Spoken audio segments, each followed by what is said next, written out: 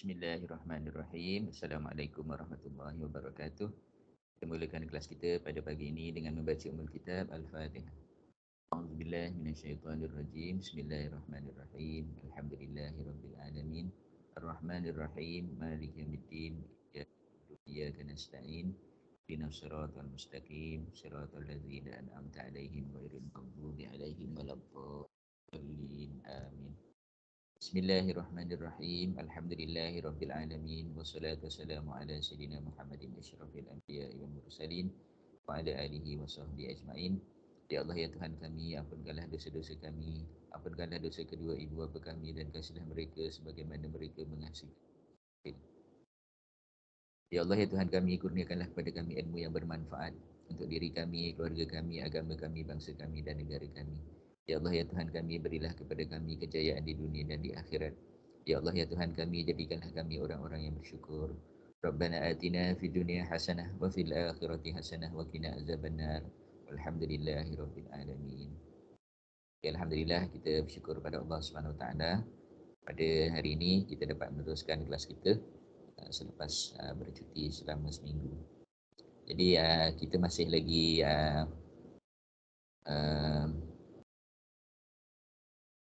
maksud saya kita telah belajar tentang vertical group pada minggu yang lepas dan pada hari ini insya-Allah kita akan belajar tentang mixed group Jadi semoga semuanya sihat lepas raya ni.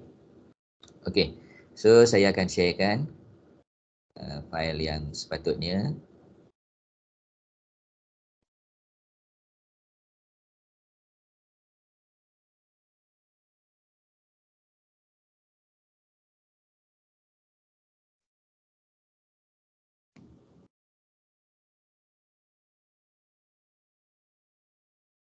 Okay, this one.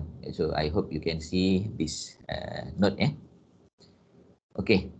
So what is actually mixed group? Mixed group is also known as D-shaped group. D-shaped group. What is the definition of mixed group? In a mixed group situation, the parent entity has a direct controlling interest in at least one subsidiary. In a mixed group, the parent must at least have a direct controlling interest in one of the subsidiary. So we must have one subsidiary first before we can become a mixed group. In addition, the parent entity and the subsidiary together hold a controlling interest in a further entity. Okay, so we can see from this diagram, H is the parent. It holds 60% interest in S. So S is the parent of S. S is the subsidiary of H. So it fulfills the first requirement, that is, the parent has a direct controlling interest in at least one of the subsidiary. Then only we have to look into or look at further explanation about the shareholding. Okay, we can see from here that H is having 30% interest in T. H is having 30% interest in T. And at the same time, S is also having 30% interest in T. So H and S together, they hold 60% interest in T by 30% by H and 30% by S. So this one, this structure fulfill the requirement of a mixed group, whereby the parent has at least a direct controlling interest in one subsidiary, and then the parent and the subsidiary together hold certain percentage of interest in another company. So in this situation, S is the subsidiary of H, and T is also a subsidiary of H. Okay, explanation for this. H controls 60% of S. S is therefore a subsidiary of H. H controls 30% of T directly and another 30% indirectly via its interest in S. T is therefore a sub-subsidiary of H group.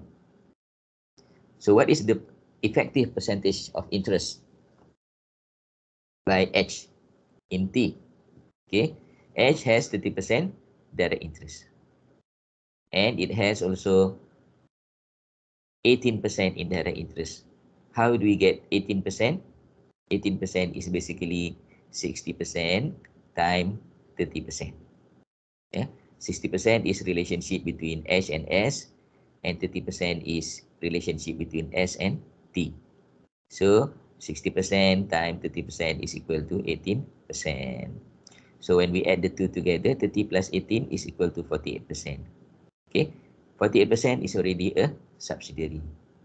And the non-controlling interest for this particular group is 52%. Okay, are you following, class?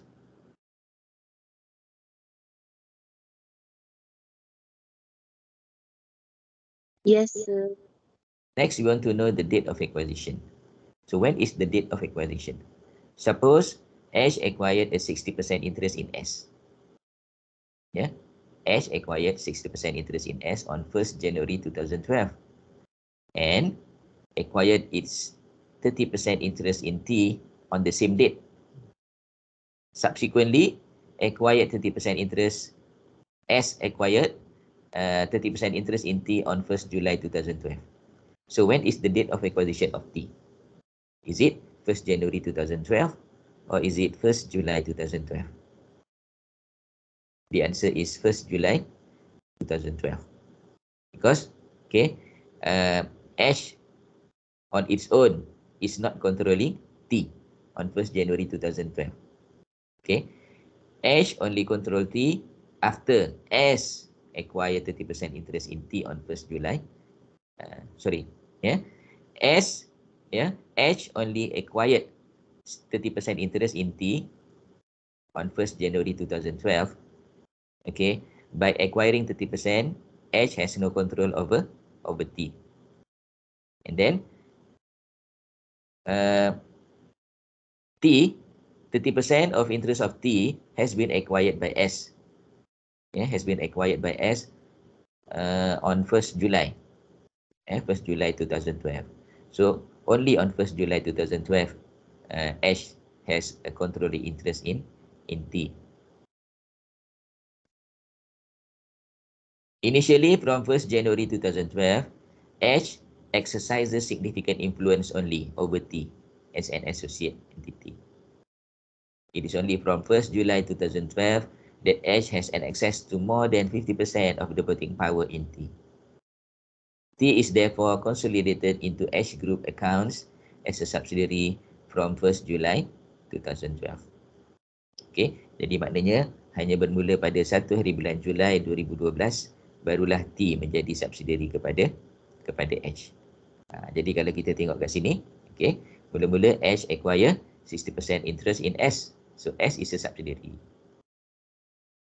Then they acquire 30% interest in T. T is an associate. So kalau S tak ada acquire 30%, maknanya T continue to be an associate, bukan subsidiary. Tetapi pada 1 Julai 2012, S pula acquire 30% di dalam T.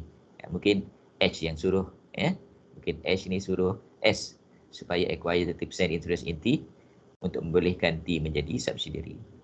Jadi T hanya menjadi subsidiary pada 1 hari bulan Julai 2012, manakala S menjadi subsidiary pada 1 Januari 2012. Okay.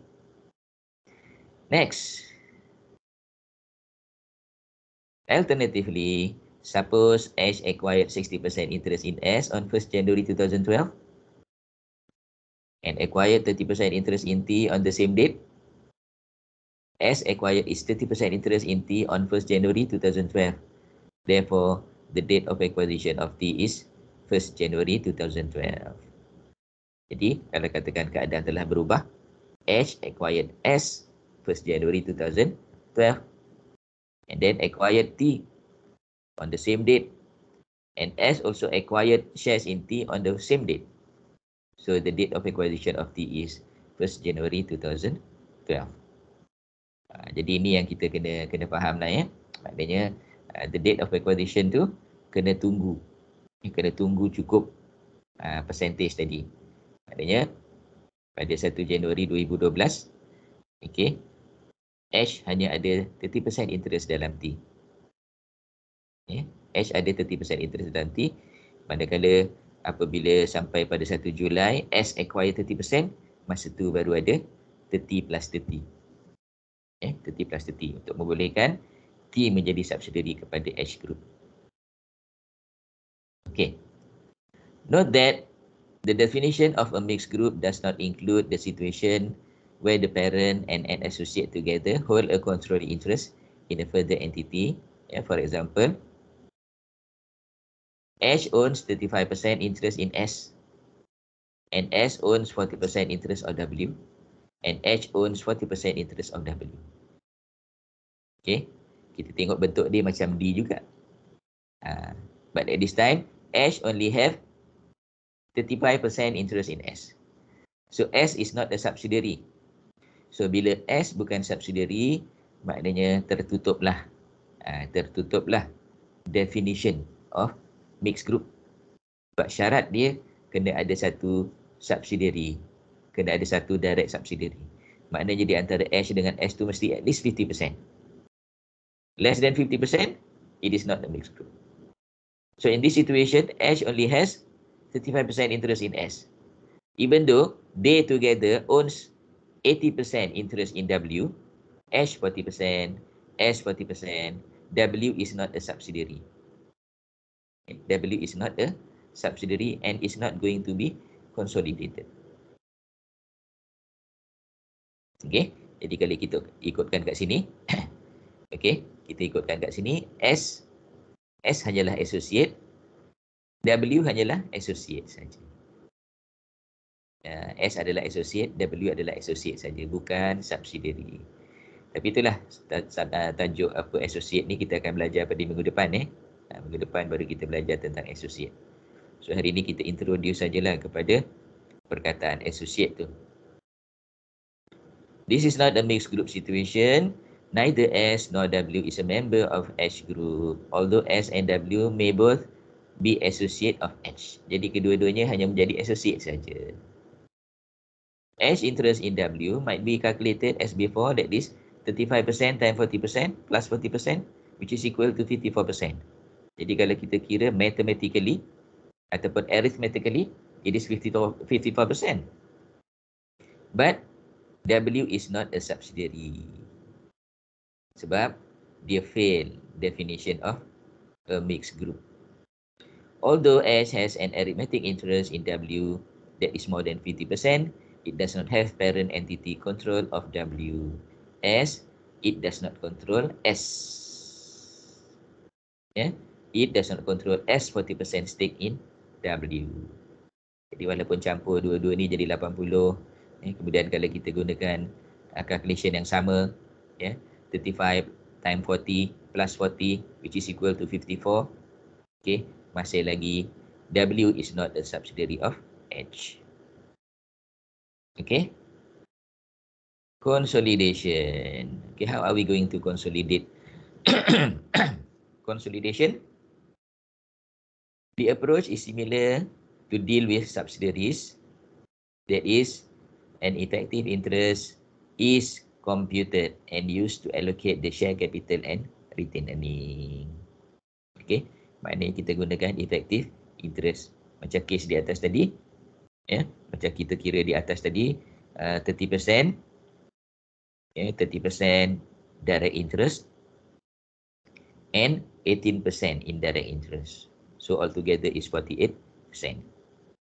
All consolidation working are the same as those used in vertical group situations, with the exception of goodwill. Okay, jadi working semua sekali sama dengan dalam vertical, kecuali goodwill. Kenapa goodwill berbeza? The goodwill calculation for the subsidiary differs in that two elements to cost must be considered. Okay, jadi sekarang ni cost ataupun apa yang kita panggil sebagai consideration transfer dia terbagi kepada dua. Terbagi kepada dua, iaitu the cost of the parent direct holding Yang kedua adalah the parent percentage of the cost of subsidiary holding, that is the indirect interest. Okay, nanti dalam Excel file kita akan tengok macam mana berbezanya calculation of goodwill, sedikit saja perbezaan dia. Okay, so untuk example ni kita tak tengok example di sini, kita akan tengok example dalam Excel. Okay, so kita tutup file ni dan kita buka file Excel pula.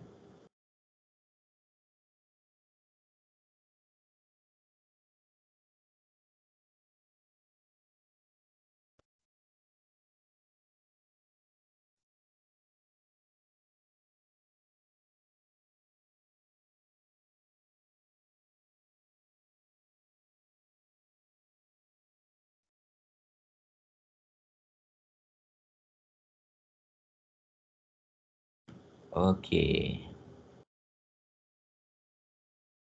This is the Excel file. Okay, dalam Excel file ni kita ada satu example of mixed group. So, this example is actually coming from example 3 in page 553 of our book, okay, Company and Group Financial Reporting. Okay, for those who have the book, you can refer to your book. Otherwise, you can just refer to this Excel file. Okay, so in our book, we are only given statement of financial position. Yeah, kita hanya diberikan statement of financial position saja dalam buku lah. Tapi dalam contoh ni, okay, kita telah createkan dia punya statement of profit or loss sekali. Berdasarkan kepada statement of financial position, kita create sekali statement of profit or loss. Okay, so what is the situation? We can refer to page 553.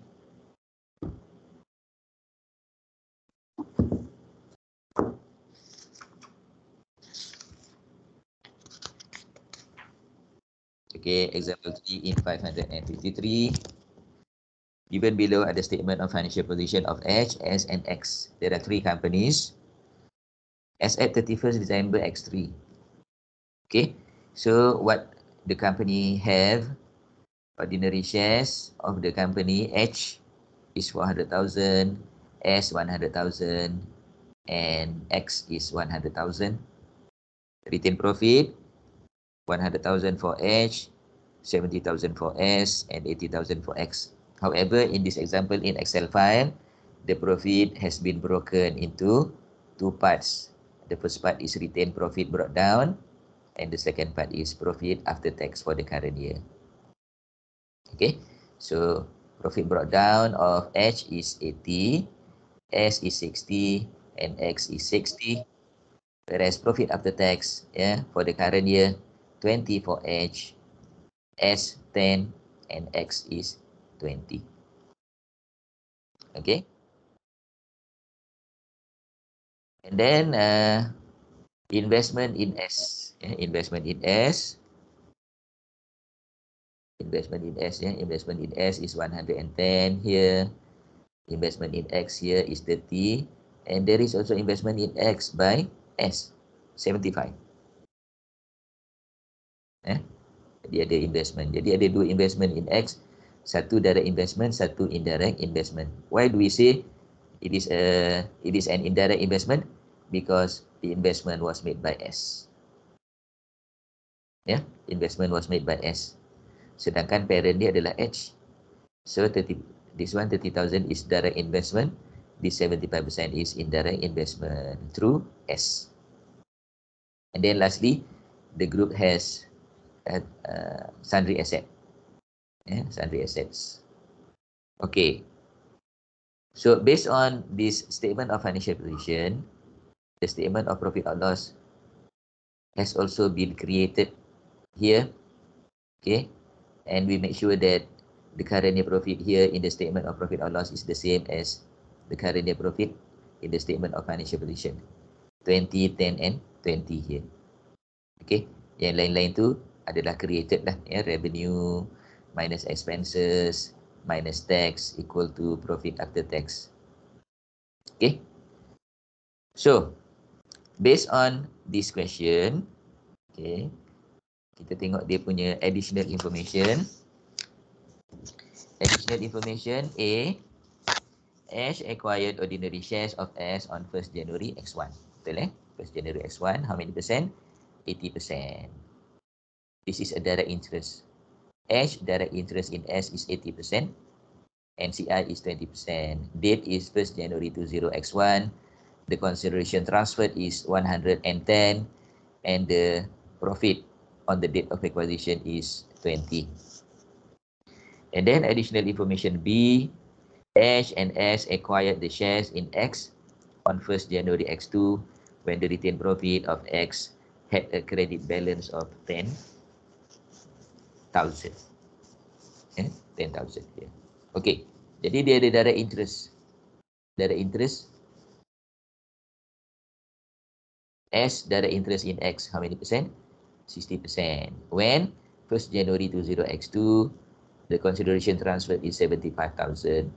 On that date, the retained earning was 10,000. Okay. At the same time, Ash has also a direct interest in X of 20%. Jadi dia ada direct interest banyak 20%. And the consideration transferred is 30,000. The date of acquisition is 1st January 20 X2. Now, the problem is, okay, for the indirect interest, we must recalculate the percentage. We must recalculate the percentage so that we get the effective percentage of interest. Okay, so now the direct interest is 20%, the indirect interest is 80% times 60%. Okay, 80% times 60%. Where do you get the 80%? 80% is the relationship between Ash and S, and 60% is the relationship between S and X. So 80 times 60 is equal to 48%. So at this time, the effective percentage of interest is 20% plus 48% equal to 68%. And therefore, the non-controlling interest is 32%. Okay, class? Okay. In terms of calculation, it is similar to the calculation of vertical group. Cumanya vertical group tu dia tak ada direct interest by H. Dia tak ada direct interest by H. Dia terus indirect interest. Tetapi dekat sini ada indirect campur dengan direct. Okay. So what is our next step? Our next step is to calculate the goodwill.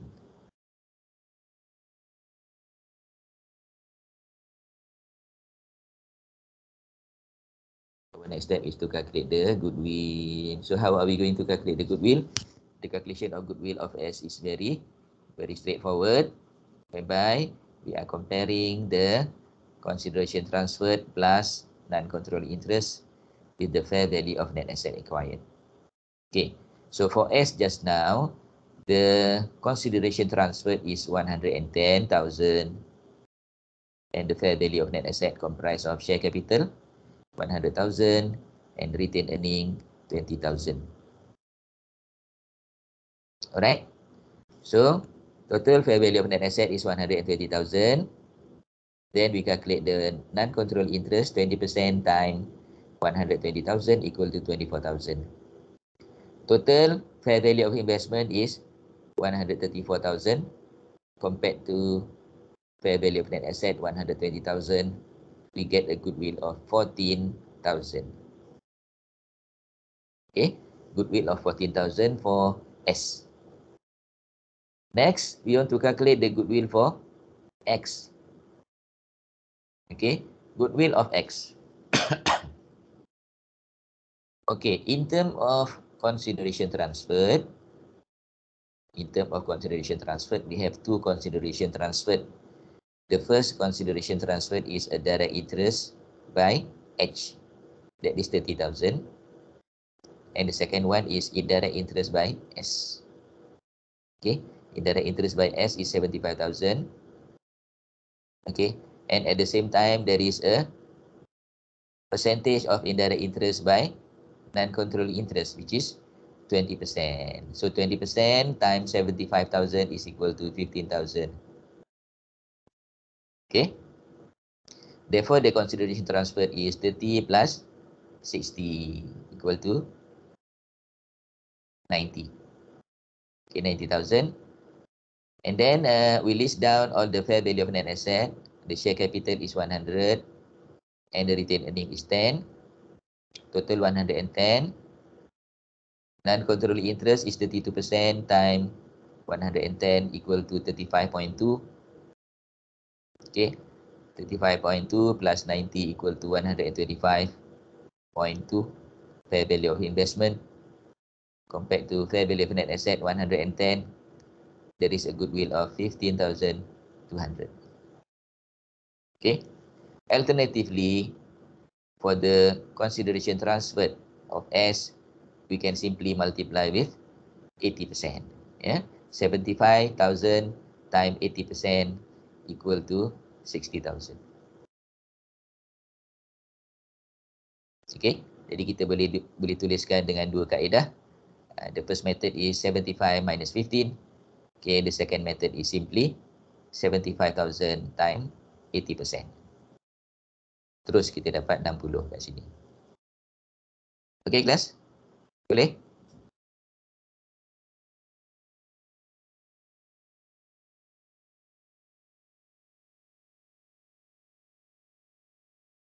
Boleh, sir. Next is analysis of financial statement brought down. Analysis of financial statement brought down. Okay. So just now we have two subsidiaries. We have two subsidiaries. Subsidiary 1 is S. Subsidiary 2 is X. Okay, here.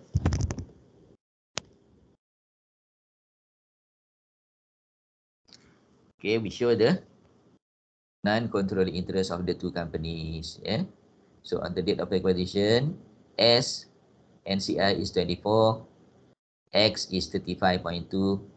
At the same time, there is an indirect NCI interest that is 15. 24 plus 35.2 minus 15. Okay, next we analyze the retained profit brought down of S. Retained profit brought down of S. Okay, from the question just now, it is 60 minus the retained earning on the date of acquisition, 20. The balance is 40. Out of 40, 80% belong to the group retained earning and 20% belong to the non-controlling interest. Next, profit brought forward of X. From the question, profit brought down is 60 minus on the date of acquisition 10. The balance is 50. Okay, 50 times 68% goes to group retained earning, 34,000, and the balance 22%, sorry, 32% goes to NCI, which is equal to 16,000. And lastly, retained profit brought down of H is 80, and 80 straight away goes to group retained earning. The total group retained earning brought down is 146,000, and non-controlling interest is 68,200. Our next step is to analyze. To analyze the financial statement carried down. Analyze the financial statement carried down. Okay, for the non-controlling interest, the figure is still the same, 24, 35.2, and 15. For the retained profit carried down of S, okay, based on the question, we add together the profit brought down and current year profit and minus the profit available on the date of acquisition. So 70 minus 20 equal to 50. 80% goes to group retained earning and 20% goes to non-controlling interest, and the amount is 40,000 and 10,000 respectively. Next, okay, the retained profit carried down is 80, the combination of brought down and current year, minus on the date of acquisition 10. Okay, is equal to 70. 68% goes to group retained earning, 47.6, and 32% goes to non-controlling interest 22.4. And lastly, retained earning carried down, yeah, retained earning carried down of H.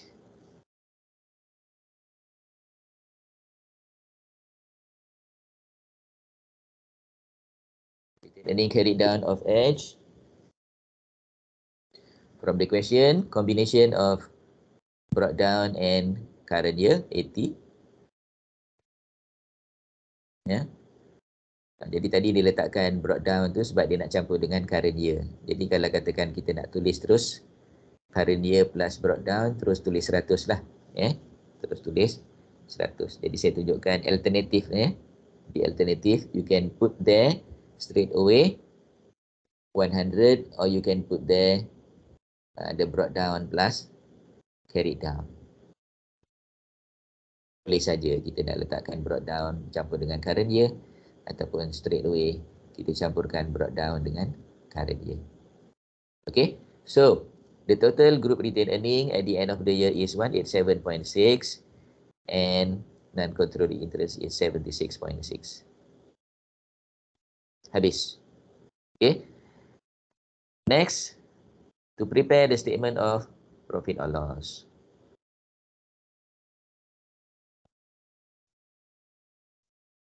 Okay, prepare the statement of profit or loss. Consolidate statement of profit or loss and other comprehensive income for the year ended 31st December 20 X3. Okay, so revenue here is the combination of H, S, and X. That is equal to 610,000. Expenses also combination of the three companies, 430,000. Profit before tax is 180,000. Taxation is combination of the three companies, and we get the profit after tax of 50,000. Okay, 50,000. From the 50,000, there is a portion that is attributable to the parent, and there is also a portion that is attributable to non-controlling interest. Okay, so non-controlling interest is 8,400. How do we get this 8,400? Okay, the calculation is, okay, we are going to take the profit after tax of S for the current year, 10,000 times 20%, it is equal to 2,000. And for X, the profit after tax is 20%. Sorry, 20,000. 20,000 multiplied by 32% equal to 6,400. Yeah. So when we add 2,000 and 6,400, the result is 8,400. So 8,400 is the current year profit that is attributable to the non-controlling interest. So out of 50,000, 8,400 belong to non-controlling interest, and the balance 41,600 belong to the parent. Next. Consolidated statement of changes in equity. So just now we have prepared, we have analyzed the financial statement, brought down and carried down. From the analysis, we found that the balance brought down of group retained earning is 146 and the non-controlling interest is 68.2. Then we add the profit for the year for group and also for the non-controlling interest, 41,600 for the group and 8,400 for non-controlling interest. And at the end of the year, the balance carried down is 187,600 for the group and non-controlling interest is 76,600. Okay, and this figures is actually the same as what we have found in analysis of financial statement carried down and brought down. Okay, and the last one is the consolidated statement of financial position for this example. Last for this example. So, okay, the consolidated statement of financial position comprised of sundry asset, sundry asset of the three companies, 635,000. Okay, and of goodwill, goodwill of the two companies, 14 plus 15.2 is equal to 29.2. So total asset is 664,200. And lastly, the equity side, yeah, ordinary shares 400,000, parent only. Retained earning and non-controlling interest, okay, we can find from the statement of changes in equity and also from the analysis of financial statement carried down. Okay, so we don't have to recalculate the retained earning and non-controlling interest here because we have found the figure from these two statements, statement of changes in equity as well as analysis of financial statement carried down. Okay, class? Of course, this example is simple. Okay, so after this, we are going to discuss about tutorial question. Tutorial question. So before we go to that tutorial question, let us have a 5-minute break. 5-minute break. Kemudian kita akan masuk kepada soalan tutorial. Sebelum tu ada apa-apa soalan? Ada tak apa-apa soalan? Ada soalan?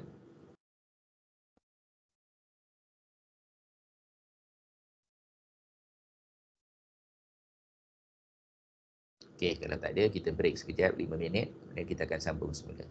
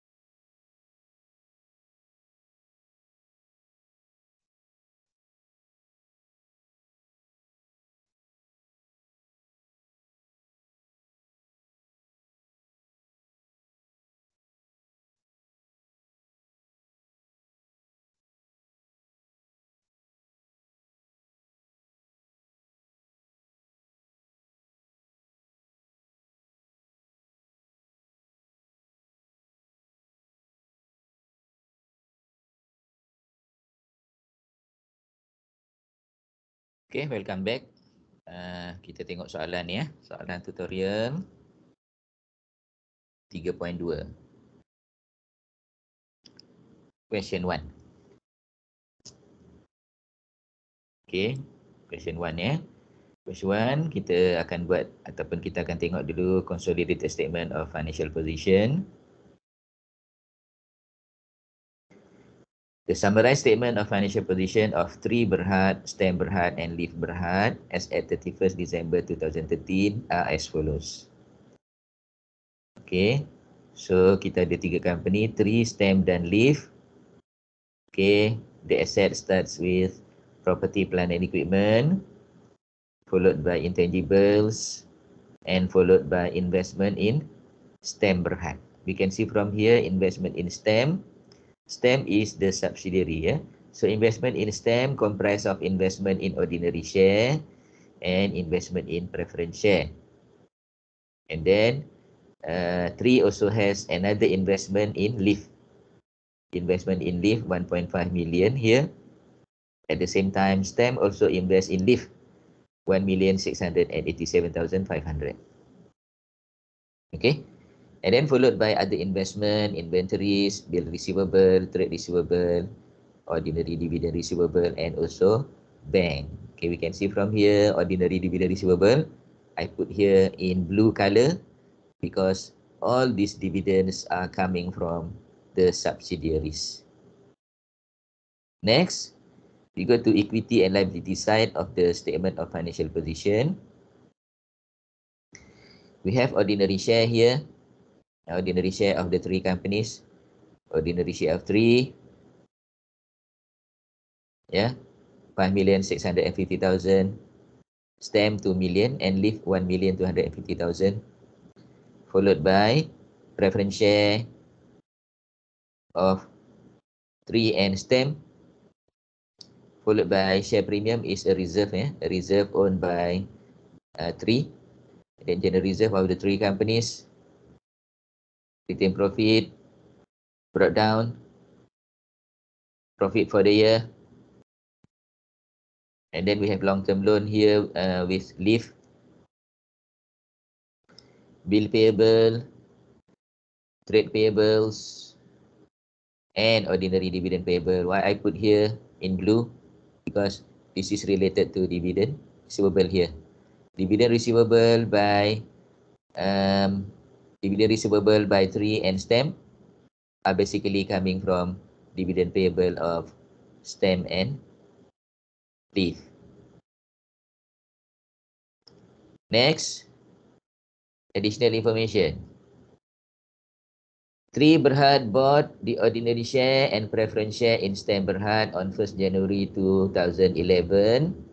The consideration for the ordinary shares acquired was settled by STEM Berhad shareholders accepting 400,000 ordinary shares of Tri Berhad valued at RM2 each.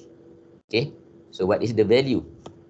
The value is 400,000 times 2. Yeah, 400,000 times 2 equal to 800,000. In addition to that, it has also paid 1,075,000 in cash. So altogether 1875. Yeah, 1875. Kita tengok dekat atas dapat tak 1875. Okay, 1875 ya. What is next? On the date of acquisition, the general reserve and retained profit of STEM were 25,000 and 237,500. Okay, jadi general reserve balance is 25,000 and retained profit balance 237,500 respectively. So, how many percent is the percentage of 3 in STEM? How many percent? They acquire berapa persen? You can see from here, 1.5 million ordinary shares in STEM out of 2 million.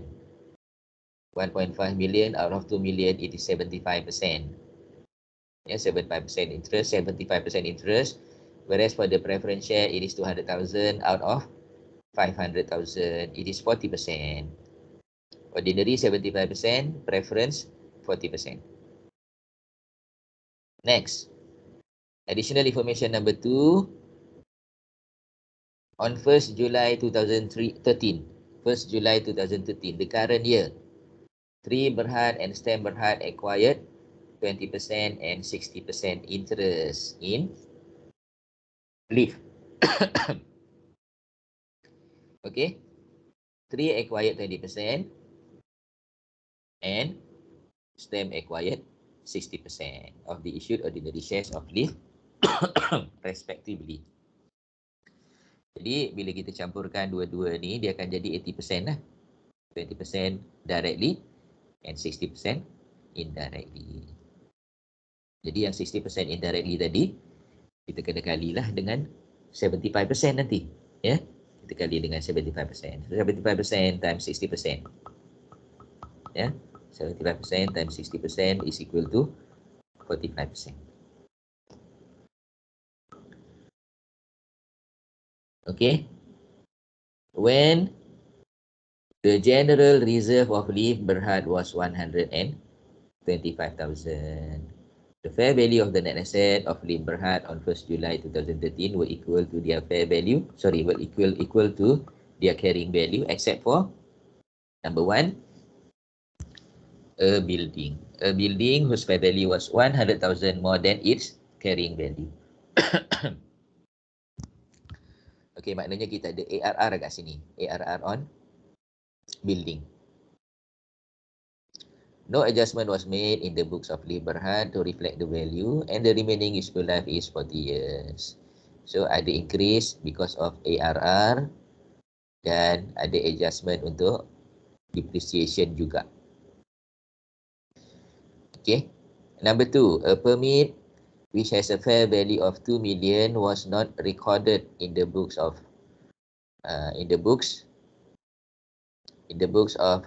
Leaf, yeah.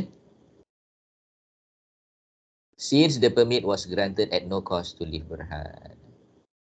Jadi untuk tujuan business combination, 2 million can be recognized. Jadi kita ada satu lagi ARR iaitu 2 million. The first ARR is 100,000, the second ARR is 2 million. Number 3, on 28 February 2013, Leaf Berhad paid ordinary dividend of 50,000.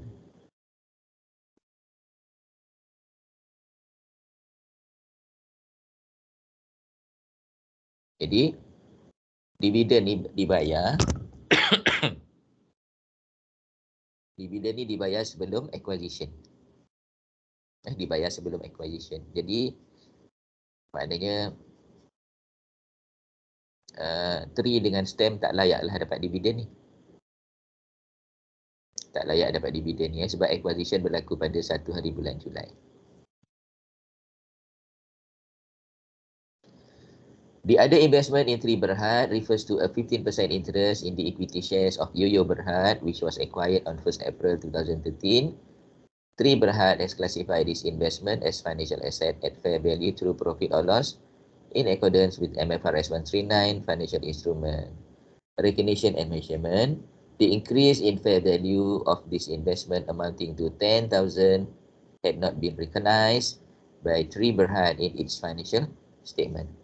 Jadi investment in Yoyo ni hanyalah simple investment. Yang mana investment tadi adalah investment at fair value dan di situ ada kenaikan sebanyak 10,000.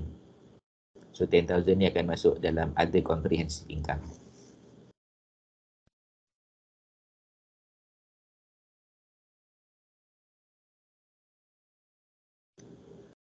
On 30th July 2013. On 30th July 2013,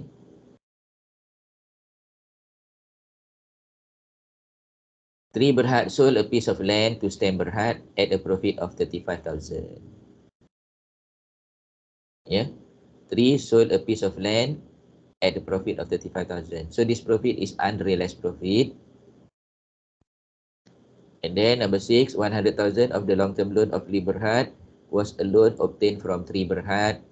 However, Tri Berhad included the amount as part of bills receivable. Okay. Jadi 3 ni pun ya, dibagi pinjaman kepada Leaf. Leaf trade dia sebagai loan. Ya. Loan from 3. Tetapi 3 pula dia catat di dalam bills receivable. Okay, this is intercompany balances and we need to eliminate. During the year, Stan Berhad sold goods to 3 Berhad at a profit of 6,000. By the year end, all the goods have been sold by 3 Berhad to third parties. Jadi yang 6,000 ni tak ada apa masalah lah sebab semua goods telah terjual. Jadi unrealized profit become realized profit. At 30th December 2013, 3 remitted 8,000 cash for the final settlement of the amount owing to Stan Berhad, but was not received by Stan Berhad until early January 2014. What is this? This is cash in transit. Okay, this is cash in transit. During the post-acquisition period, Leaf Berhad sold goods to 3 Berhad at an invoice price of 12,000. 2,000 of these sales had yet to be paid by 3 Berhad. Jadi dekat situ ada intercompany sebanyak 2,000. 3 Berhad made a profit of 20% on invoice price. By the year end, 40% of this good had been sold by 3 to third parties. Dekat sini ada unrealized profit dan ada intercompany balance. Intercompany balance sebanyak 2,000, unrealized profit sebanyak 12,000 times 20% times 60%. Itu unrealized profit dia. Number 9, on 1st September 2013, Stan Berhad sold to Leaf a plant of carrying value 20,000 for 30,000. So ada unrealized profit sebanyak 10,000 kat situ. The remaining useful life of this plant was 5 years. As at 31st December 2013, goodwill on consolidation of Stan was impaired by 8%. It is the policy of the group to depreciate all assets using straight line method on yearly basis. And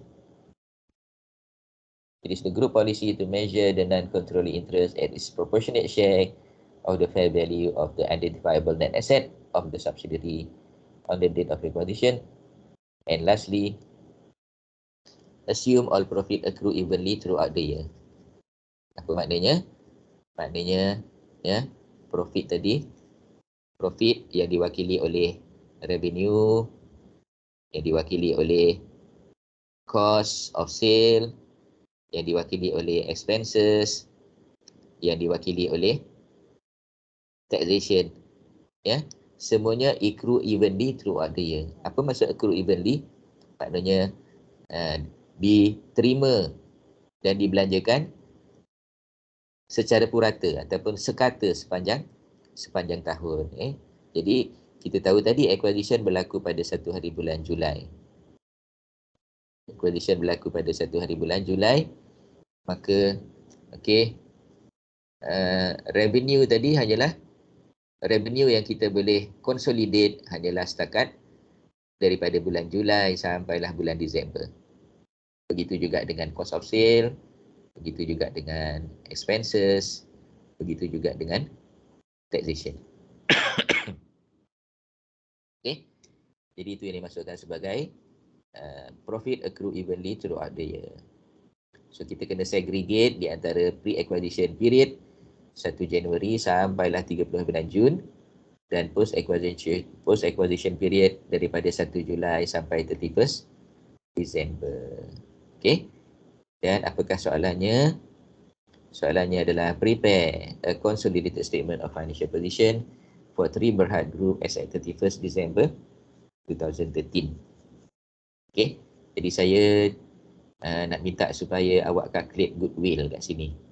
Calculate goodwill untuk Stan dan juga Leaf. Okay, saya bagi masa 10 minit untuk calculate goodwill. Selepas tu kita akan bincang soalan secara keseluruhan. Jadi saya nak awak calculate dulu goodwill. Jadi saya bagi masa 7 hingga 10 minit lah. Sekarang ni pukul 9-8 minit. Kita akan tengok jawapan pada pukul 9.18 lah. 9.18 kita akan discuss jawapannya.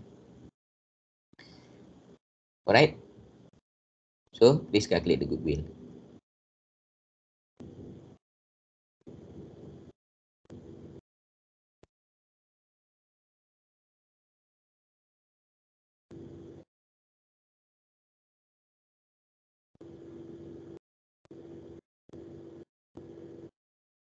Okay, saya ada je kat sini. Jadi kalau ada apa-apa soalan boleh tanya saya lah.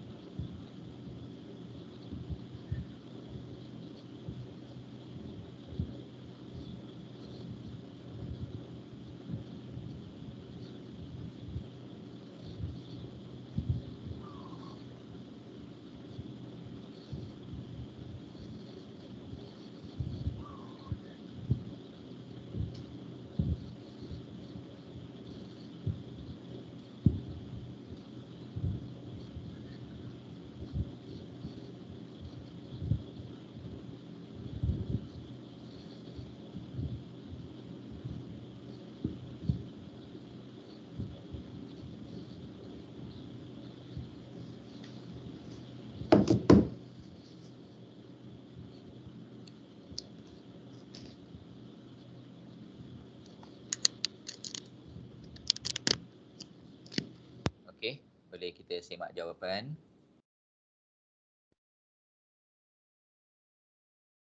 Ada yang siap calculate goodwill?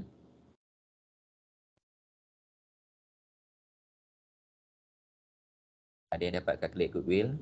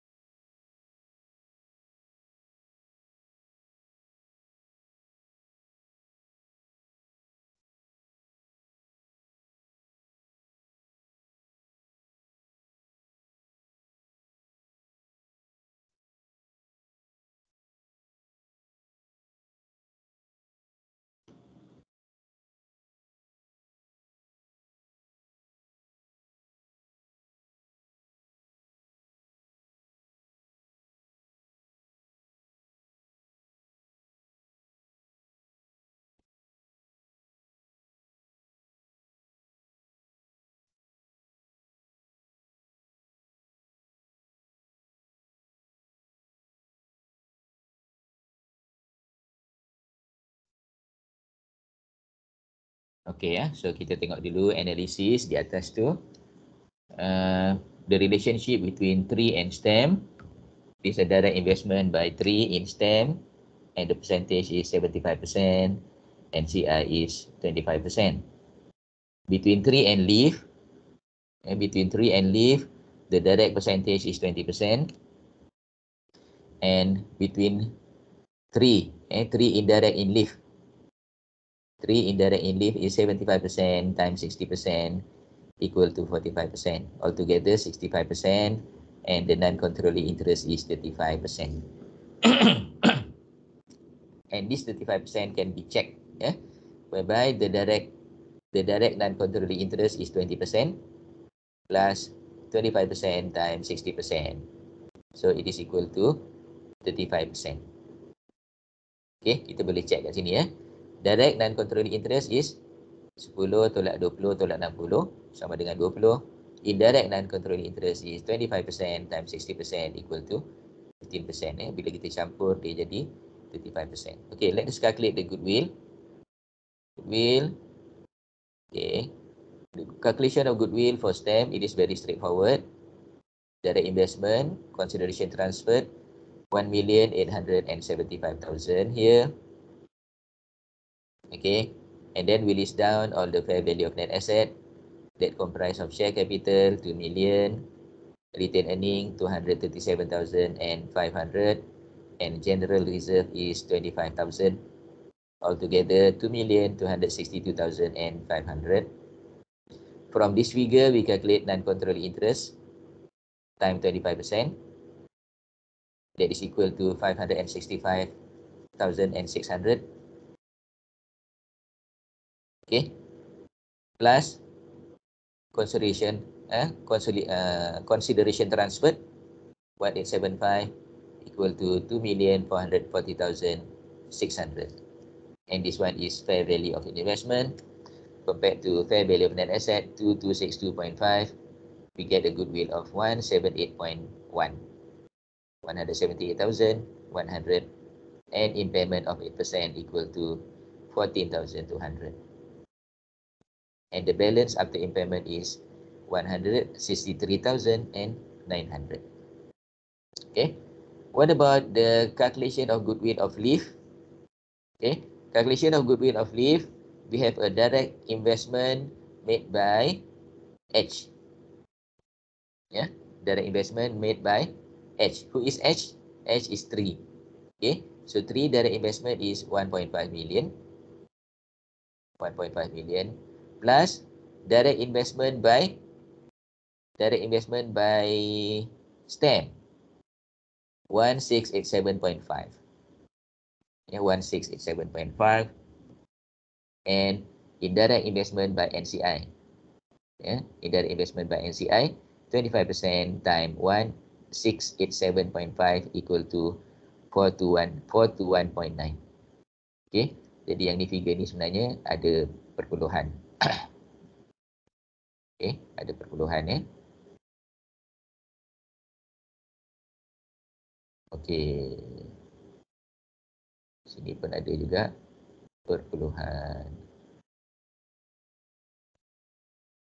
Okey, kita besarkan sikit. Kita buat 3 lah.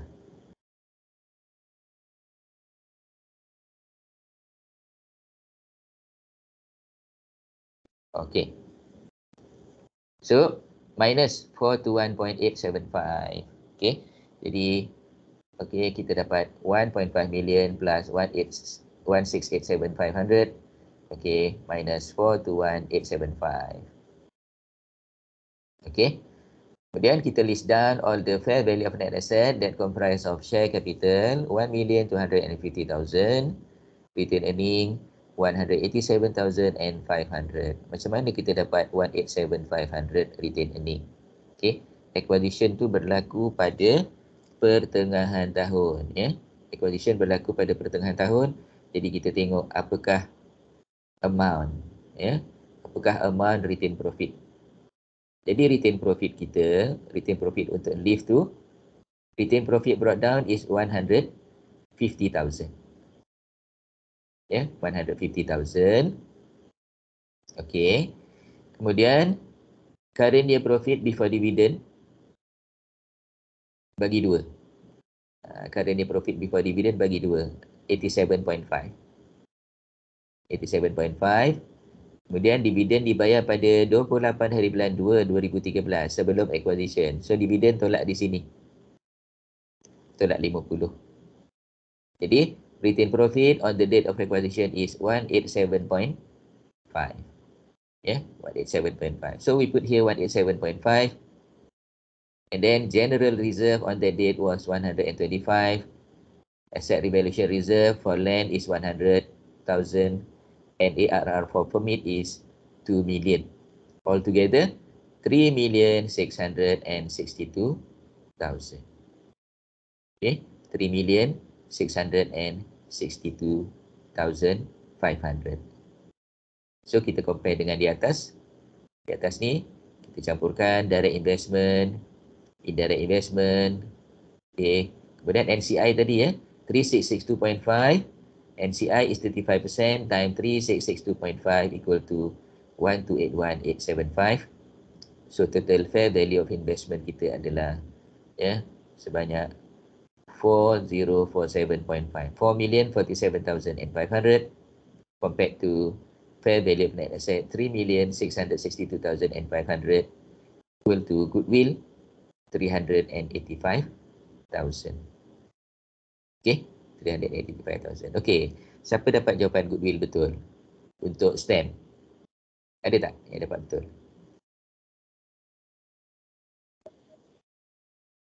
Stamp, ada yang dapat betul tak?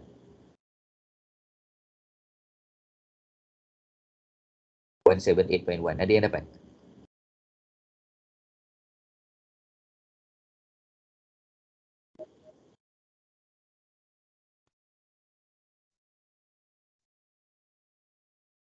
Tiada jawapan. What about leave? Ada tak yang dapat jawapan ni?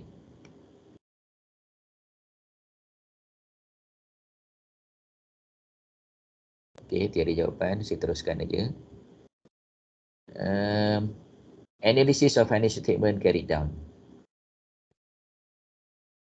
Analysis of financial statement carried down. Sebabkan kita ni buat statement of financial position, jadi memadai untuk kita buat statement analysis of financial statement carried down sahaja. Okay, so non-controlling interest just now on the date of acquisition. Date of acquisition of stamp, the non-controlling interest is non-controlling interest is 565.6. Okay, untuk leave 1281.9. Okay, kemudian ada investment by NCI. Investment by NCI untuk leave 421.9. Non-controlling interest in preference share. Jadi yang ni kadang-kadang tertinggal lah. Ya. Sebab preference share tadi ada 500, kemudian the parent acquire only 200. Jadi balance dia dimiliki oleh non-controlling interest. Okey, seterusnya Financial statement of STEM. Retained earning carried down of STEM comprised of retained earning brought down plus current year. 350 plus 175 equal to 525. Retained earning on the date of acquisition is 237.5. And then there is unrealized profit on plant. Remember tadi? Unrealized profit on plant yang mana dia punya carrying amount 20,000 dijual pada harga 30,000, ada baki 10,000 unrealized profit dan ada 5 year remaining useful life. So bagi dengan 5, kita dapat over provided depreciation sebanyak 2. Okay. So the balance is 279.5 time 75% untuk group retained earning 209.6 dan 25% untuk NCI sebanyak 69.9. Okay, group general reserve carried down 170. On the date of acquisition is only 25, therefore a balance of 145. Post acquisition general reserve, okay, will be brought to group general reserve 75%, 108.8, and 25% to NCI 36.3. Next, retained earning carried down of LIF. Carried down of LIF, combination of retained profit brought down and current year profit 150 plus 125 equal to 275. Retained earning on the date of acquisition is 187.5, and then there is a depreciation on building. This is because of asset revaluation reserve just now increase. The building increased by 100,000 and the remaining useful life is 40 years.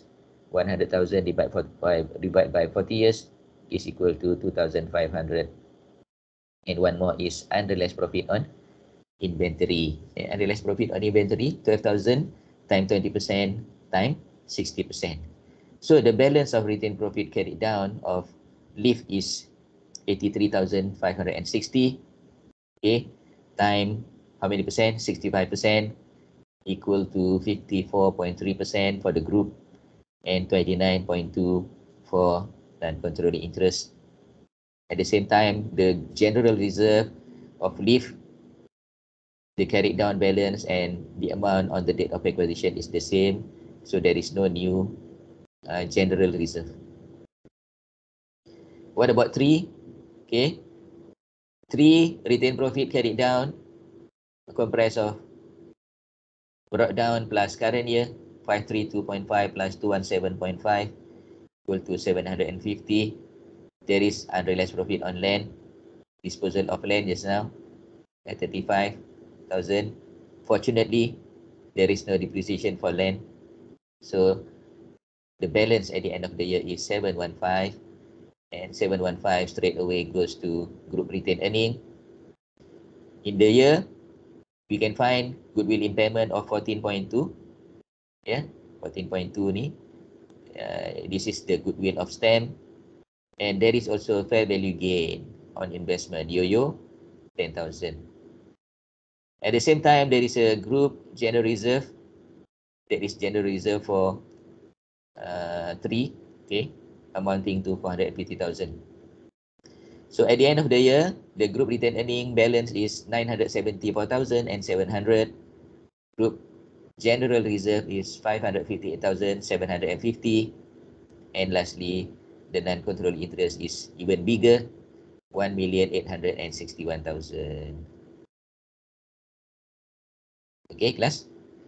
And lastly,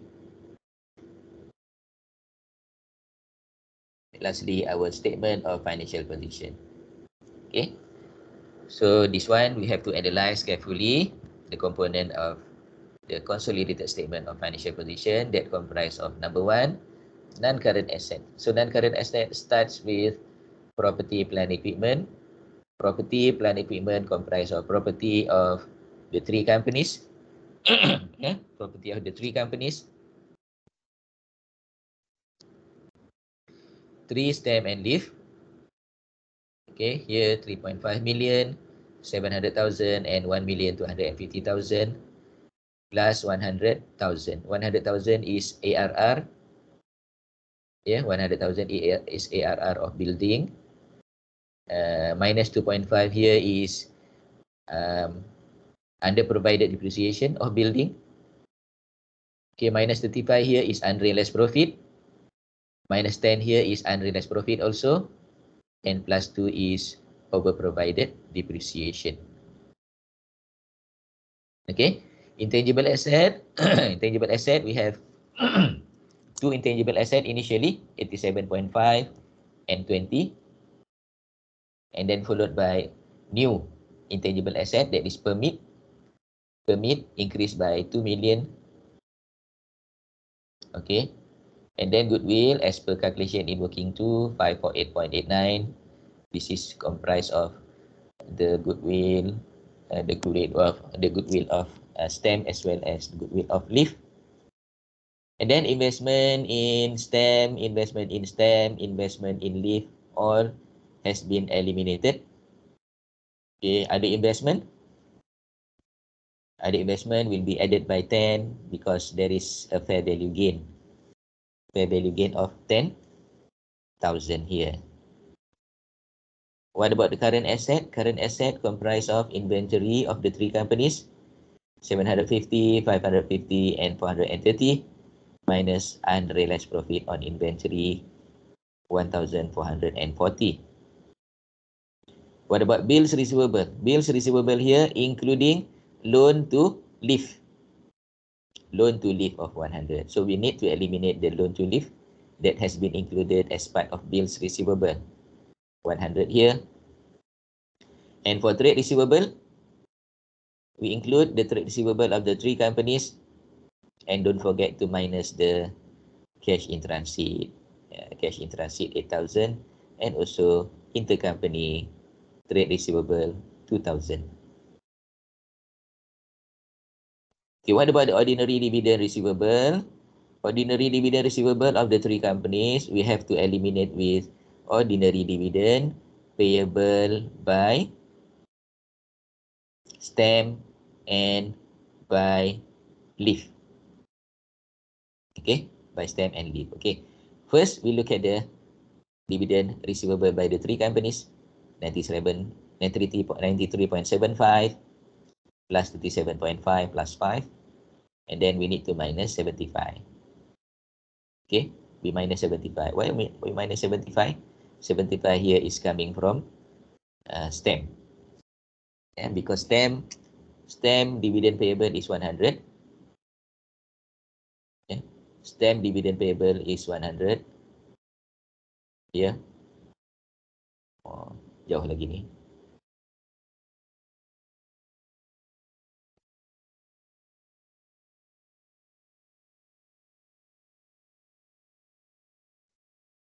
Okay.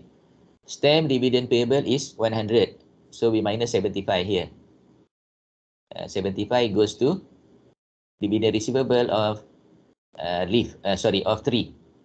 Jadi kat sini kita tolak dengan 75. Ya, kita tolak dengan 75. Okey. Kemudian ordinary dividend. Ordinary dividend of LIF. Ya, ordinary dividend of LIF 50,000 tadi. Ya, 50,000. Ordinary dividend of LIF 50,000 walaupun dia tak layak dapat tapi dia dah catat. Dia dah catat di dalam dividend receivable. So kita kena tolak 12.5 dengan 37.5. Okay, kita tahu yang LIF ni dia ada dividend payable. Ya, LIF ada dividend payable sebanyak 62.5. Sekejap ya. Yes. LIF punya dividend payable 62.5. LIF ni 62.5 dividend payable. Daripada 62.5 tadi 20%, ya, 20% pergi kepada 3 dan 60% pergi kepada STEM. Jadi kita tolaklah kat sini. Okay, 20% kali dengan 62.5, kita dapat 12.5 dan 60%. Ya, 60% daripada 62.5. Kita dapat kat sini 37.5. So kita tolak dekat sini. So ordinary dividend receivable will be minus by 75, 12.5 and 37.5. Manakala di sini ordinary dividend payable, okay, 100 minus 75, 62.5 minus 12.5 minus 37.5, dan 169 ni adalah dividend payable of 3. Kita tak ubah apa-apalah. Okay. Kemudian kita ada bank. Okay, bank, no adjustment for bank. And then we have cash in transit just now, 8,000. For the equity ordinary share is ordinary share of the parent only, 5650. And then 10% preference share is preference share of the parent also. Untuk subsidiary kita eliminate. And then the share premium is share premium of the parent. Group general reserve and group retained profit. Okay, we don't have to recalculate because we find this balance from the analysis of financial statement.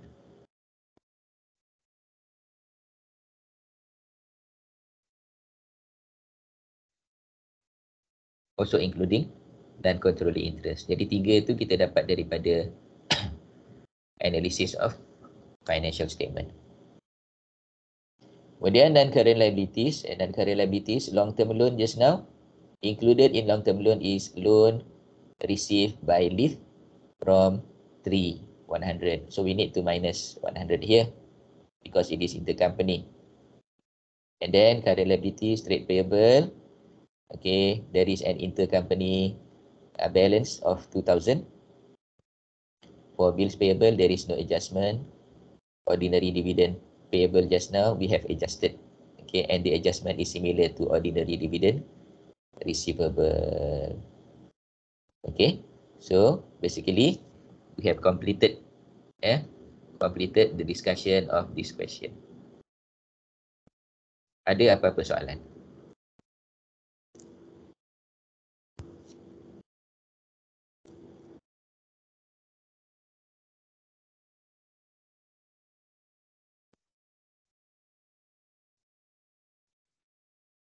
Ada apa-apa soalan kelas? Tak ada, sir. Boleh faham ke semua?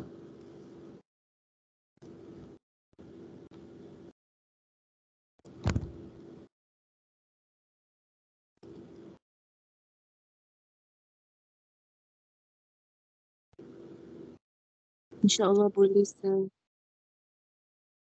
Okay, so kalau boleh faham, setakat ni je lah kelas kita pada hari ni. Tapi untuk kelas akan datang, kita ada 1 jam lagi untuk minggu ni. Kita akan tengok satu soalan lagi. Sekejap, kita nak tengok soalan mana satu. Ini soalan satu adalah soalan on SOFP. Soalan mana kita nak buat ni? Kita nak tengok soalan. Kita akan tengok soalan.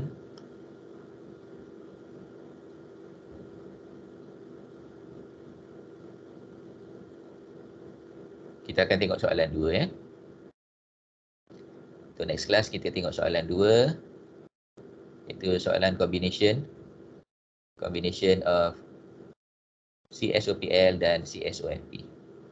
So untuk next class bersedia untuk kita bincang soalan yang kedua.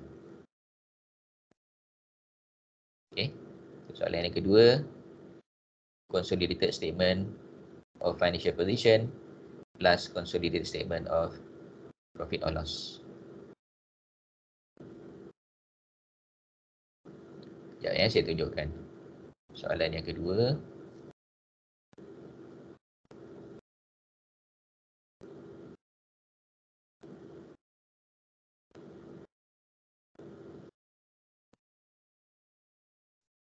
Okay, ini dia soalan dia. Soalan 2, sweet, sour, spicy and hot. Untuk soalan yang kelas yang akan datang insyaAllah. Jadi saya rasa kelas kita untuk hari ini setakat ni dulu. Sebab tak ada soalan dah. Jadi kita sudahilah kelas kita pada hari ini dengan surah Wal-As. Bismillahirrahmanirrahim. Wal asri innal insana lafi khusr illa allazina amanu wa amilus solihat wa tawassaw bil haqq wa tawassaw bis sabr. Assalamualaikum warahmatullahi wabarakatuh. Boleh bersurat. Thank you, sir. Welcome. Thank you, sir. Okay, Thank welcome. you, sir.